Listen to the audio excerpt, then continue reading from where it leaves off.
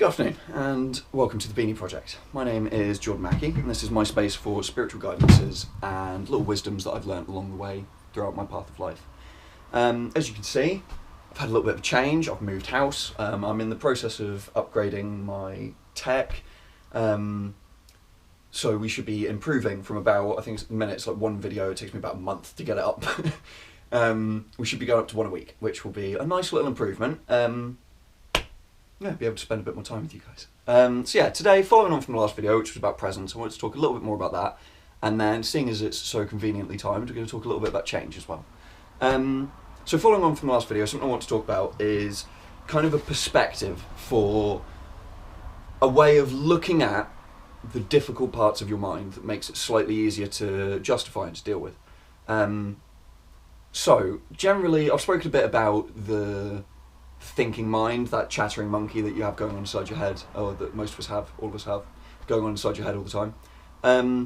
It can be really frustrating dealing with that, whether it's just in your day-to-day life trying to find peace, or whether it's trying to do something like meditation, or really focus and devote yourself onto a certain task.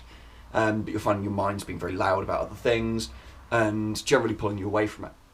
So this can cause quite a bit of frustration, and a really good perspective I've come up with, or come across, for dealing with that and a kind of understanding, coming at it from a more understanding point of view and a less frustrated point of view, is simply to think of it as literally your inner child. So that little chattering voice inside your head, consider it as literally you, when you were 2 years old, sat inside your head, running around, chatting about stuff. Because if you think of it as you now, however old you may happen to be, I'm 23 for me, 23-year-old person, you tend to give it adult expectations, i.e. when I tell you to be quiet, you are quiet. When I tell you to do something, you do something. And unfortunately, minds don't work like that. They are essentially a rowdy 2-year-old running around doing whatever they want to do, which occasionally lines up with what you want to do, but not every time.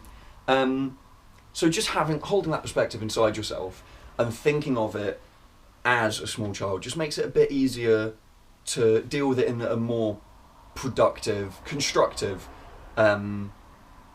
way, rather than becoming frustrated or aggressive in any way towards yourself.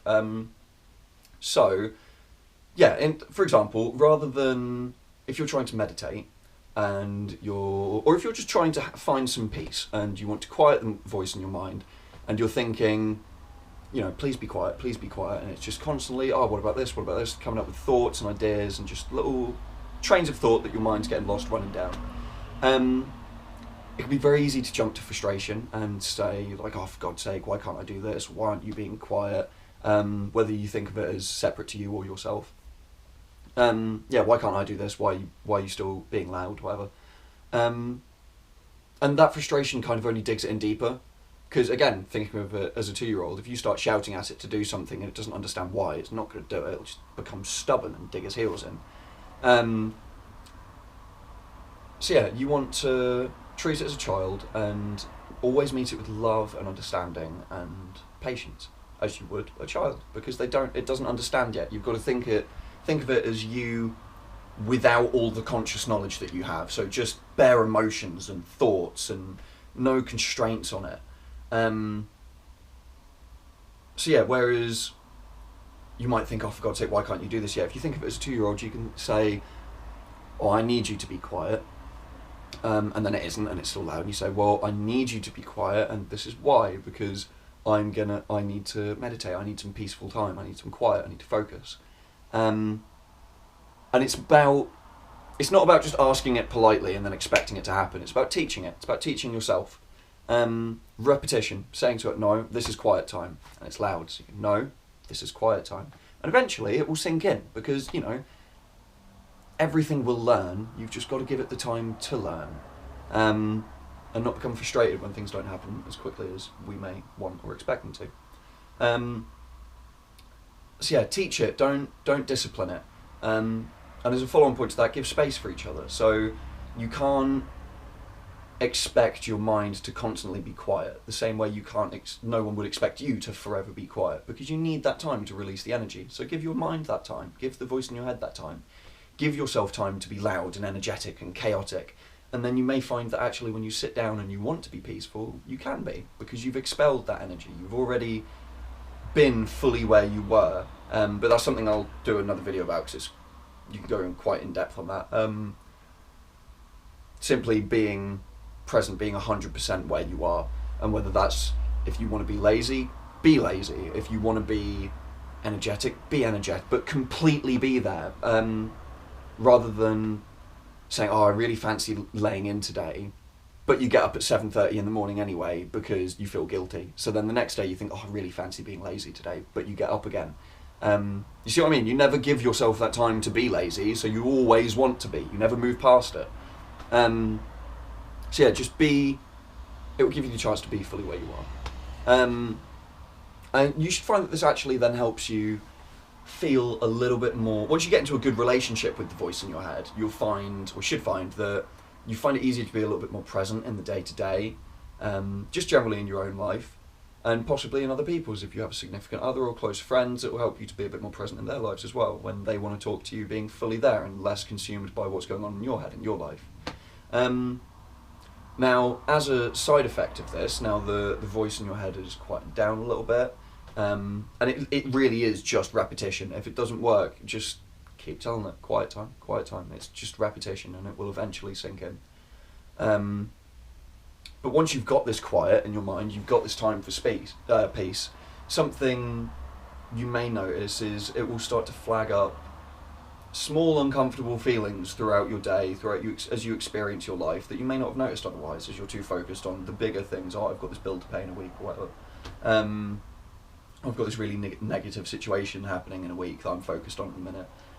Once you stop focusing on them, you allow yourself to be fully present where you are, you can begin to focus on other aspects of your life that may not suit you 100%. They may not really fit who you are, but with constantly focusing on the bigger things, you never notice them.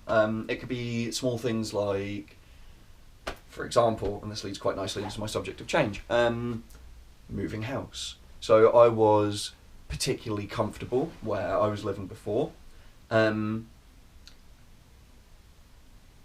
but it wasn't until I dealt with a few of the constant chatter in my head and a few of the bigger things that were taking my focus away, that I began to notice that actually, although I was comfortable there, it didn't suit me. It wasn't 100% a good fit for me.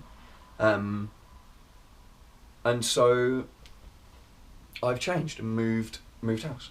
And change can absolutely be scary. Change is very scary. But it is also very, very necessary for us to grow in life, for you to be able to find a level of freedom.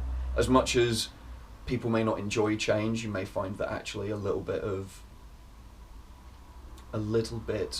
variation in your life, fair enough.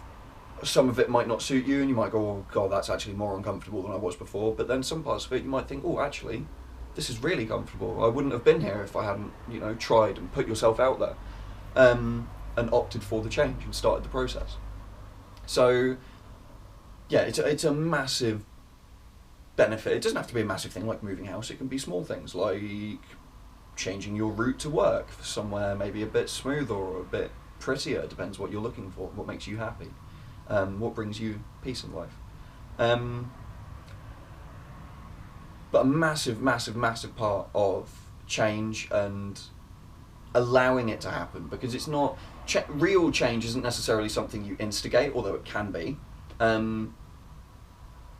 But I find it's 50-50 between change being something that either you decide to do or something that happens to you.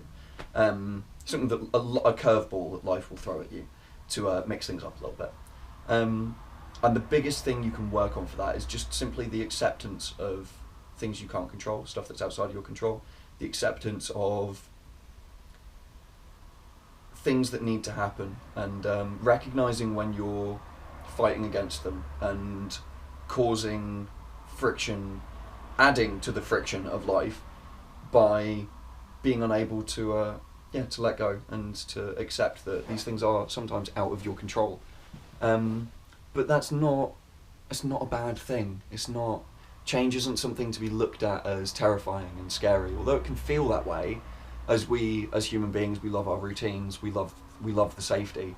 But really sit down and think. And as a last point on this video, I'm going to ask you something that I want you to contemplate for a little while. That's, when was the last time something happened to you that either really benefited you or that you really, really, really found exciting that did not involve some amount of change? Just think on that for a little while. Thank you very much for listening, for your time. I hope you've enjoyed my video, and I look forward to catching up with you next time. Yeah, hang tight, spread the love. Catch you back, guys.